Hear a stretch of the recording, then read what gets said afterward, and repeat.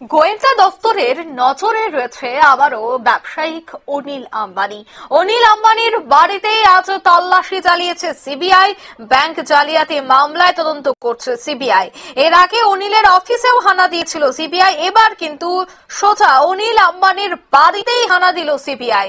বিস্তারিত সেই বিষয়ে জানবো। টেলিফোন লাইনে যুক্ত হয়ে গেছে প্রতিনিধি সোমনাথ মুখার্জি। সোমনাথ, ঠিক কি আপডেট রয়েছে?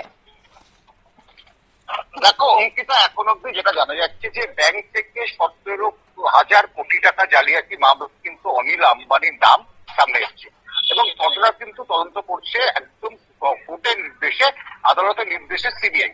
এবং সিবিআই কিন্তু এই মামলায় কিছুদিন আগেই অনিল আম্বানির অফিস এবং বিভিন্ন সংক্রান্ত জায়গায় হানা দেয় এবং সেখান থেকে কিছু নথিপত্র সিজ করে নিয়ে যায়।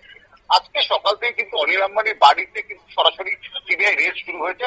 7 থেকে 8 জনের সিবিআই কর্তা কিন্তু এই রেডে রয়েছে বলে জানা যাচ্ছে।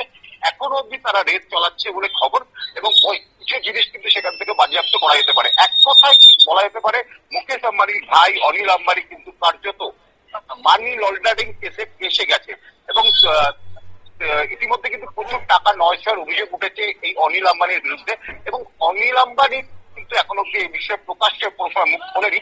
তবে একাধিক ব্যাংক থেকে একাধিক টাকা এবং প্রচুর পরিমাণ টাকা, কয়েক হাজার কোটি টাকা, 17,000 কোটি টাকা কিন্তু তিনি নিয়ে কার্যত গায়েব করে দিয়েছেন বলে অভিযোগ। অঙ্কিতা, ধন্যবাদ। অর্থাৎ এবার অনিল আম্বানির বাড়িতে যে সিবিআই হানা দেওয়া হয়েছে, সেই হানায় বেশ কিছু ব্যাংকের বই বাজেয়াপ্ত করা হয়েছে এবং কতটুকু রয়েছে তার কাছে সম্পত্তি, সবটা বিষয় কিন্তু জানার চেষ্টা করা হচ্ছে। নিয়ে নিচে ছোট্ট একটি বিজ্ঞাপন বিরতির সঙ্গে থাকুন।